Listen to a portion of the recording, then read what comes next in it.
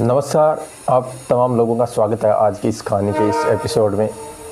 उम्मीद है पूरी फैमिली अच्छी होगी, अपना और अपनों का ख्याल रख रहे होंगे। जयपुर में एक लड़की रहा करती थी जिसका नाम पूजा सैनी था। परिवार में सब कुछ ठीक ठाक और जिसका सपना था एयर होस्टेस बनने का। वो हवा में उड़ना चाहती थी, मगर किस्मत किस तरह से करवट लेती है और संगत है वो किस तरह से इंसान को बर्बाद कर देती है, वो इस पूरी कहानी में आप समझ पाएंगे बेहतर तरीके से। 2017 की बात है, 2017 की। पूजा अपनी बहन के साथ कोटा पहुंचती है। पूजा की बहन को आईटी की प्रिपरेशन करनी होती है और वहाँ से कोचिंग लेनी होती है, तो दोनों बहनें कोटा पहुंचती है 2017 में। तो पूजा की जो छोटी बहन है वो वहाँ कोटा में रहकर कोचिंग ज्वाइन कर लेती है और आईटी की तैयारी, जो इंजीनियरिंग बनने का उसका सपना था, उसको अंजाम तक पहुँचाने के लिए वो जुट जाती है।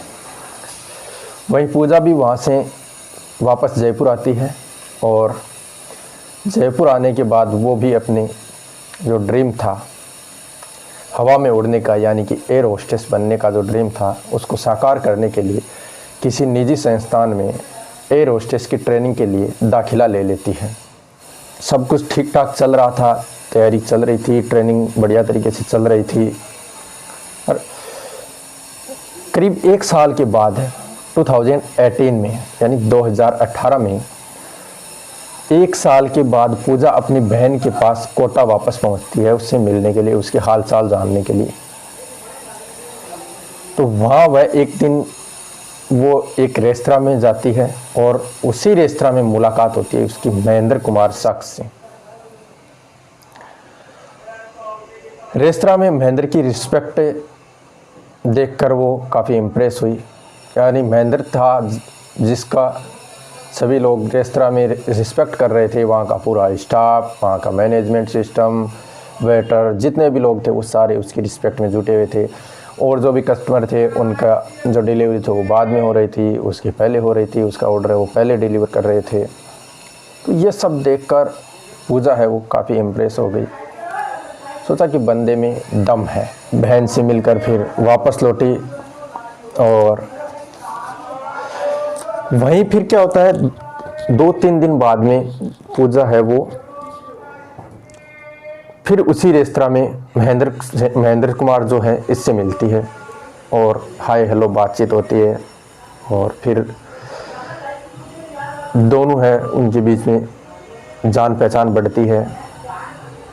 और महेंद्र और जो पूजा है वो कुछ दिन बाद किसी बार में जाते हैं।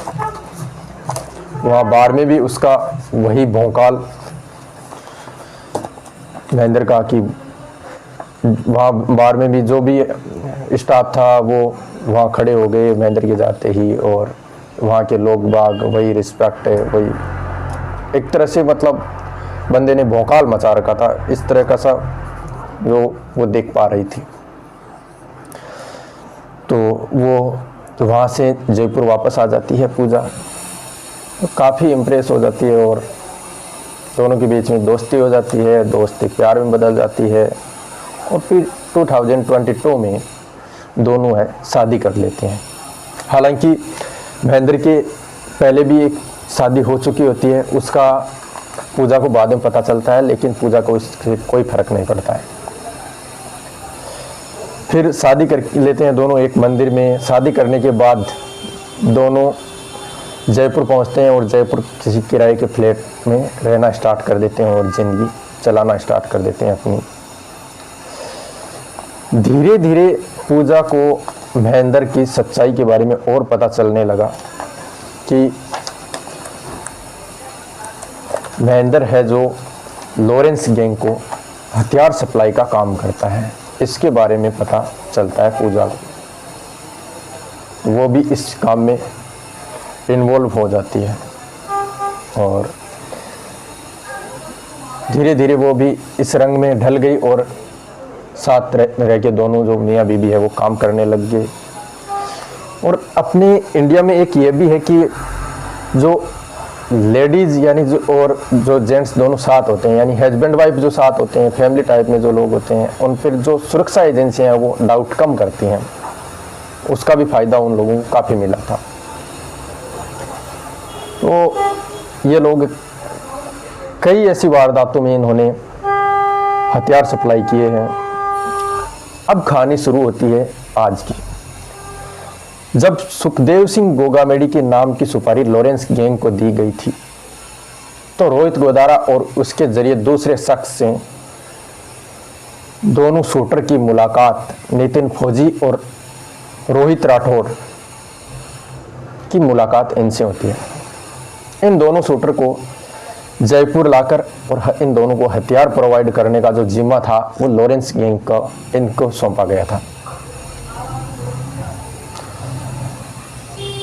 अब लॉरेंस गैंग में इन्हीं पति पत्नी पर यह भरोसा जताया गया कि यही इस वारदात को अंजाम दे सकते हैं और यही लोग हैं वो भरोसेमंद हैं और हथियार को पूर्णतया एकदम सही जाब्ते के साथ शूटर तक पहुंचा सकते हैं। तो सुखदेव सिंह गोगामेडी हत्याकांड की कहानी है वो 29 नवंबर से स्टार्ट होती है। 29 नवंबर को नितिन फौजी जयपुर पहुंचता है, फिर उसको पूजा और महेंद्र अपने किराए के घर पे लेके आते हैं। वहाँ घर पे लाने के बाद उसको खाना वाना रहने की सारी व्यवस्थाएं हैं वो पूजा और महेंद्र के द्वारा प्रोवाइड करवाई जाती है। पूजा उसके लिए खाना बनाती है, खाना खिलाती है, बढ़िया आवभगत होती है उसकी। और इधर एक दूसरी कहानी चल रही थी 29 दिसंबर को ही 29 नवंबर को दूसरा शूटर भी जयपुर पहुंचता है और उसे भी यही पति पत्नी की जोड़ी है वो लेके आती है। और हाँ, इसको फ्लैट पे नहीं लेके आते, इसको ये 20,000 रुपये देते हैं कि एक बाइक खरीदो, और वो है ये बाइक खरीदता है। तो बाइक खरीदने के लिए 20,000 रुपये देते हैं और वो अपनी ओरिजिनल आईडी से बाइक खरीदता है, सेकेंड हैंड बाइक खरीदता है। और अभी तक ये दोनों शूटर है वो आपस में ना आप एक दूसरे को जानते हैं और ना इनको पता है कि दूसरा कौन है इसका साथी, और ना ही एक दूसरे से मिले थे। अब 29, 30, 1, 2, 3 और 4 दिसंबर तक है जो नितिन फौजी है वो इनके ही फ्लैट पे रहता है, महेंद्र और पूजा के फ्लैट पे रहता है। और वहीं इसकी सारी खाने पीने की रहने की सारी व्यवस्थाएं, 3 टाइम का खाना, नाश्ता, सब कुछ है वो इनकी ओर से दिया जाता है। पर इसको बाहर जाने की परमिशन नहीं होती है लॉरेंस गैंग की ओर से। ये इनको संकेत दिया गया था कि बाहर नहीं जाना है रोहित फौजी को। 5 दिसंबर की सुबह 9 बजे महेंद्र और पूजा इसके रूम में जाते हैं। किसके? जो शूटर था उसके रूम में जाते हैं और उसको 2 50,000 रुपये की गड्डियां दी जाती हैं। ये एक आपकी और ये एक दूसरे शूटर की, जिसका नाम रोहित राठौड़ था, उसके लिए। और उसके बाद पिस्टल दी जाती है, 6 पिस्टल होती है। पिस्टल निकालकर उसको दिखाई जाती है जो शूटर था उसको कि आप सेलेक्ट करो अपने अकॉर्डिंग। तो वो 2 गन है वो सेलेक्ट करता है अपने लिए, और एक जो गन है, पिस्टल है, वो अपने साथी के लिए सेलेक्ट करता है और बोलता है कि ठीक है। अब पैसे मिल गए, हथियार मिल गए, पिस्टल मिल गए। इसके बाद महेंद्र और पूजा उसे अजमेर रोड पर लाते हैं। तय जगह पर एक शख्स मिलता है। पहली बार नितिन फौजी उस दूसरे शख्स को देखता है और उसका नाम जानता है। वो कोई और नहीं था, रोहित राठौड़ था, जिसने बाइक खरीदी थी, और दूसरा शूटर जो इसका साथी था वो था। थोड़ी दूर आगे चलकर गाड़ी रुकती है और वहाँ एक मोटरसाइकिल खड़ी थी। ये वही मोटरसाइकिल थी जो रोहित राठौड़ ने 20,000 रुपये में अपने डॉक्यूमेंट से परचेज की थी।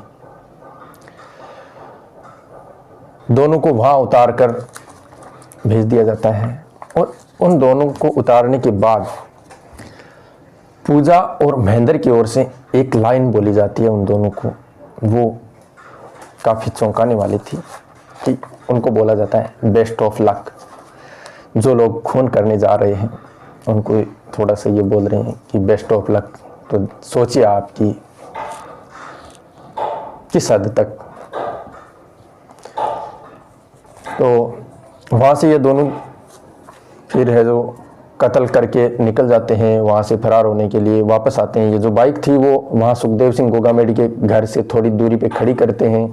खड़ी करने के बाद अंदर जाते हैं, फिर उनके साथ वो एक दूसरा लड़का होता है, वो इनके घर तक पहुँचाता है, सुखदेव सिंह गोगामेडी के घर तक। वहाँ इन्होंने उसकी भी सुखदेव सिंह गोगामेडी के साथ हत्या कर देते हैं। फिर दोनों आनन फानन में भागते हैं। तो वो जो बाइक इन्होंने जो पार्क की थी वो बाइक तय जगह पे नहीं मिली थी। वहाँ पर कोई कंस्ट्रक्शन का काम चल रहा था और वहाँ के मजदूरों ने उस बाइक को दूसरी साइड में खड़ा कर दिया। तो ये लोग बाइक को देख नहीं पाए, तो इधर उधर देखा, नहीं दिखी। वहाँ जो तय जगह थी वहाँ दिखाई नहीं दी। तो इन्होंने गन पॉइंट पे एक दूसरी स्कूटी जो सवार था उससे लूट के फरार हो गए। और यहाँ से ये फरार हुए। फरार होने के बाद इधर महेंद्र था, उसको पता चला कि अब ये जो हथियार है इनको ठिकाने लगाना बहुत ज़रूरी है। तो वो हथियारों को ठिकाने लगाने के लिए चल गया और ये दोनों इधर से अरेस्ट हो जाते हैं। पुलिस इन दोनों को अरेस्ट कर लेती है। जो रोहित राठौड़ और नितिन फौजी इन दोनों को अरेस्ट कर लेती है। ये खबर उसको पता चल जाती है महेंद्र को, तो वो भी फरार हो जाता है। पर जो पूजा थी वो फरार नहीं होती है, वो वहीं फ्लैट में रह रही होती है और पुलिस तफ्तीश में वो गिरफ्तार हो जाती है। अभी इन्वेस्टिगेशन चल रही है, पूछताछ चल रही है, देखते हैं आगे क्या होता है। लेकिन ये ज़रूर है कि एक एयर होस्टेस बनने वाली लड़की किस तरह से एक अपराध की दुनिया में उतर जाती है, काफ़ी सोचने वाली बात है। अभी के लिए इस कहानी में इतना ही, बाकी देखते हैं जो भी अपडेट होगी आपको ज़रूर बताएंगे।